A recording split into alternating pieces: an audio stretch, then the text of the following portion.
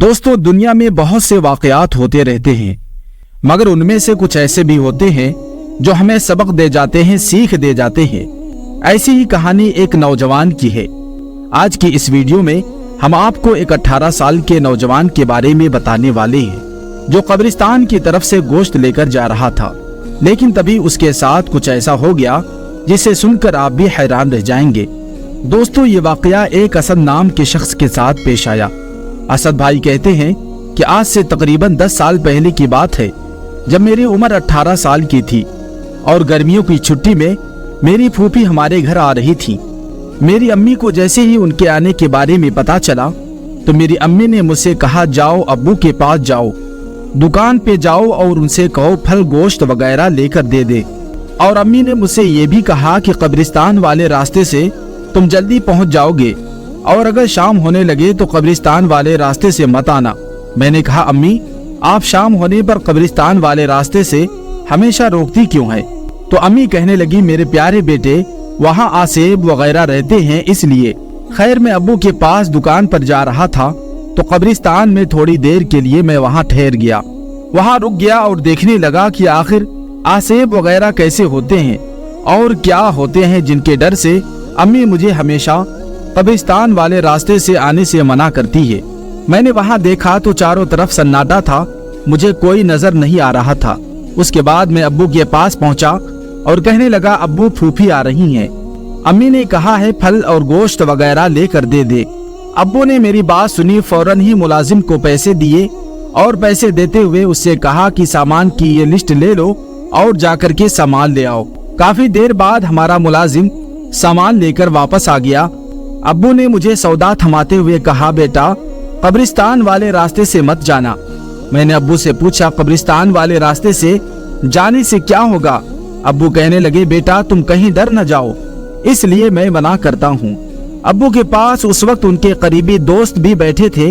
अब्बू की बात पर हंसते हुए बोले, भाई बरखुरदार, तुम्हारा शेर तो जवान है, इसका नाम भी तो शेरों वाला है, यानी कि असद है। भला इसे आसेब वगैरह क्या करेंगे? अब्बू ने उनसे कहा, यार मेरा तो यही इकलौता बेटा है, अपनी तरफ से एहतियात तो जरूरी है ना। और फिर अब्बू ने मुझसे कहा, असद बेटा जल्दी घर पहुंचो। उसके बाद मैं घर की तरफ चल दिया। जब मैं दुकान से चला तो दिल में ख्याल आया, आज क्यों ना उस चीज का दीदार कर लिया जाए जिस वजह से अम्मी मुझे कब्रिस्तान वाले रास्ते से आने से मना करती हैं। और फिर क्या था, मैं कब्रिस्तान की तरफ चल पड़ा। कब्रिस्तान वाले रास्ते से घर पहुंचने में 7 से 8 मिनट लगते थे, जबकि दूसरे रास्ते से मुझे 20 मिनट लगते थे। जब मैं कब्रिस्तान वाले रास्ते पर पहुंचा तो एक बार फिर आसेब वगैरह का जायजा लेने के लिए वहां पर खड़ा हो गया। इधर उधर गौर से देखा तो हर तरफ सन्नाटा था। मैं जोर से हंसा और घर की तरफ चलने लगा।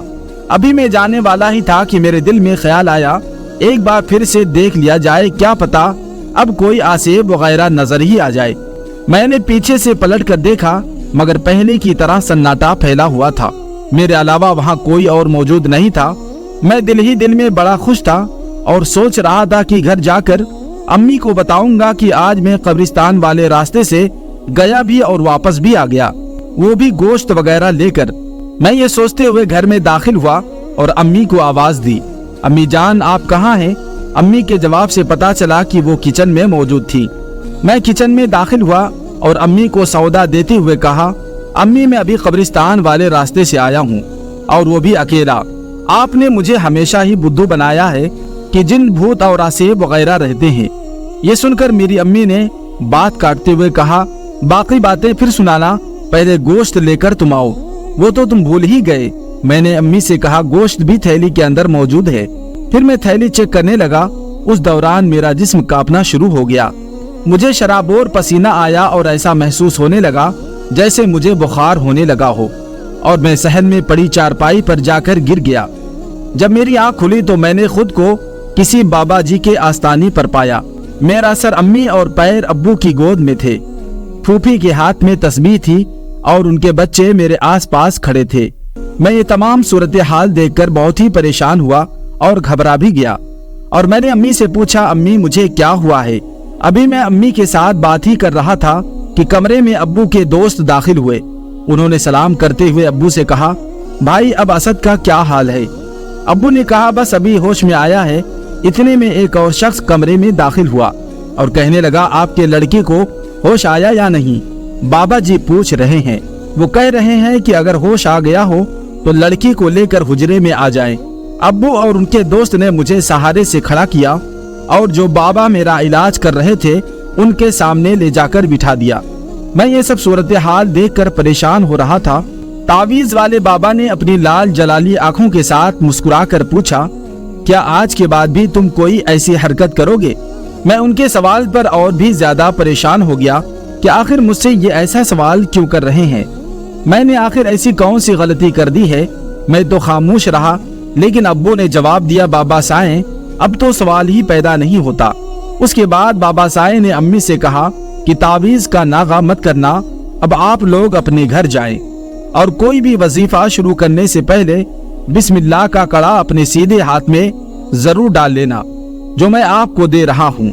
अब्बू ने बाबा साएं से बड़ी हैरत से पूछा, बाबा जी क्या कोई भी वजीफा मुझे भी करना है? तो उस पर बाबा साएं मुस्कुराकर बोले, तुम कोई भी वजीफा ना ही करो तो अच्छी बात है, मैं तो बस एहतियात के लिए कह रहा हूँ। अब तुम लोग जा सकते हो। जब हम लोग घर पहुँचे तो मैंने अम्मी से पूछा, अम्मी ये सब क्या चल रहा है? अम्मी ने मुझसे कहा, तुम्हें कुछ भी याद नहीं कि उस दिन तुम्हारे साथ क्या हुआ था? मैंने कहा, अम्मी आप किस दिन की बात कर रही हैं?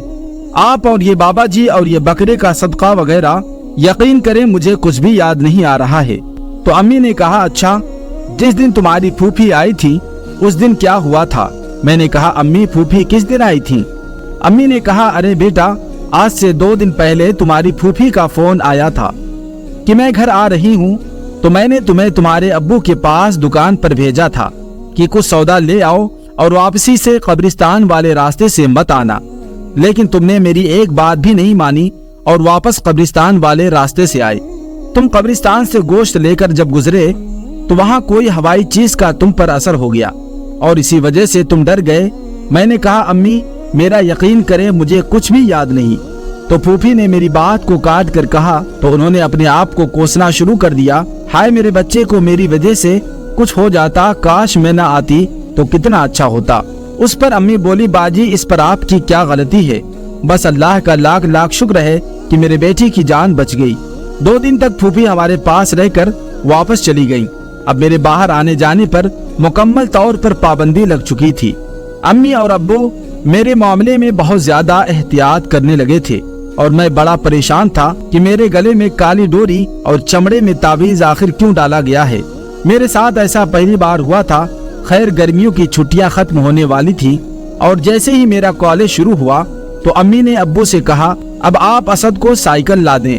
मैं बिल्कुल भी ये नहीं चाहती कि मेरा बेटा कब्रिस्तान वाले रास्ते से गुजरे। बस फिर क्या था, दूसरे ही दिन मेरी साइकिल आ गई। अपनी तो मौज लग गई, खुशियां मनाने लगा कि अब मेरा कॉलेज शुरू हो चुका था और मेरा जहन भी फ्रेश हो गया था। एक दिन कॉलेज से वापसी पर मैं किताब की दुकान पर रुक गया और किताबें देखने लगा। उस दौरान मैंने वहां पढ़ी एक किताब देखी जिस पर लिखा था 40 दिन में आमिल बने। मैंने कहा, भाई वो वाली किताब कितने की है? दुकानदार ने कहा 20 रुपए की है। मैंने 20 रुपए देकर आमिल बनने वाली किताब बैग में डाल ली और घर की तरफ चल पड़ा। घर जाकर मैंने अपने कमरे में छुपकर उस किताब को पढ़ना शुरू कर दिया। उसमें लिखा था 40 दिन में जिन भूत और आसेब को अपने काबू में करें। अब मेरे दिल में बदले की आग जल रही थी कि जिस आसेब की वजह से मेरी गर्मियों की छुट्टियां खराब हो गई हैं, उसको जरूर मैं मजा चखाऊंगा और अपने काबू में करूंगा। बस फिर क्या था, मैंने अमल शुरू कर दिया। रोज रात को अम्मी अब्बू के सो जाने के बाद मैं तकरीबन रात को 1 बजे के करीब उठकर अमल करना शुरू कर देता। अभी मुझे 10 दिन ही हुए थे कि अमल के दौरान मैंने बहुत गर्मी महसूस की। मेरा दिल चाह रहा था कि फौरन कमरे से बाहर चला जाऊं, लेकिन किताब में साफ साफ लिखा था अमल के दौरान अपनी जगह बिल्कुल नहीं बदलनी है। जब मुझे बहुत ज्यादा गर्मी लगने लगी तो मेरे कमरे में अम्मी दाखिल हुई और कहने लगी, असद बेटा इतनी गर्मी में यहाँ क्यों बैठे हो, चलो आओ बाहर आ जाओ। मैंने कहा, अम्मी मैं ये तस्बीह खत्म करके वापस आऊंगा। अम्मी को मेरी बात पर बहुत गुस्सा आया और वो नाराज होकर कमरे से चली गईं। मेरी तस्बीह खत्म होने में अभी 4 दाने बाकी थे कि अम्मी की आवाज मेरे कानों में आई। असद तुम्हारे कमरे में सांप दाखिल हुआ है, जल्दी से बाहर आ जाओ। मेरे कमरे से बाहर आते आते मेरी तस्बीह पूरी हो चुकी थी, लेकिन मैंने बाहर आकर देखा तो अम्मी वहाँ मौजूद नहीं थी। मैंने अम्मी को आवाज दी तो वो अपने कमरे से उठकर आईं और कहा, क्या बात है बेटा असद? मैंने कहा, अम्मी आप सो रही थी? अम्मी ने कहा, हाँ मैं सो ही तो रही थी। खैरियत तो है बेटा? क्या अभी थोड़ी देर पहले आप मेरे कमरे में नहीं आई थी? अम्मी ने कहा, असद क्या तुम डर गए हो? उनकी आवाज में हैरत के साथ परेशानी भी थी। फिर मुझे नहीं मालूम कि मेरे साथ क्या हुआ। जब मेरी आंख खुली तो मैंने खुद को दोबारा बाबा साईं के आस्ताने पर पाया। मेरा सर अम्मी और पांव अब्बू की गोद में थे। बाबा साईं कह रहे थे कि ये तावीज किसी वजनी चीज के नीचे रख देना। अगर घर में हाथ वाली आटा चक्की हो तो ज्यादा बेहतर है, उसके नीचे रख देना। अब्बू ने बाबा साईं से पूछा, बाबा जी अब वो चीज दोबारा तो हमला नहीं करेगी?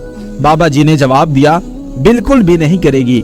फिर मुस्कुराते हुए बाबा जी अब्बू से बोले, मुझे पता था तुम्हारा लड़का जरूर कोई हरकत करेगा। अगर तुम्हारे लड़के ने बिस्मिल्लाह का कड़ा ना पहना होता तो या तो ये पागल हो जाता या फिर तुम लोगों का बहुत बड़ा नुकसान हो जाता। उसके बाद बाबा जी से इजाजत लेकर हम वहाँ से आने लगे। अभी हम लोग वहाँ से निकल रहे थे कि बाबा साईं ने अब्बू से कहा, अब ये तावीज खोलकर मत देखना कि इसमें क्या है। बाबा जी की बात पर अब्बू ने फौरन मेरी तरफ गुस्से से देखा और मैंने आसमान की तरफ देखकर अल्लाह से हर मुसीबत से आजाद रहने की दुआ की। उसके बाद दिल में पक्का इरादा कर लिया कि आ बैल मुझे मार वाली की मिसाल के जैसे आ आसिफ आ बला ये गलती कभी नहीं करूंगा। असद कहता है कि उसके बाद हम अपने घर वापस आ गए और इसी तरह कोई हरकत ना करने का पक्का इरादा कर लिया। प्यारे दोस्तों, आज की इस वीडियो से आपने क्या सीखा? आज की इस वीडियो के बारे में आपकी क्या राय है? कमेंट बॉक्स में जरूर लिखें।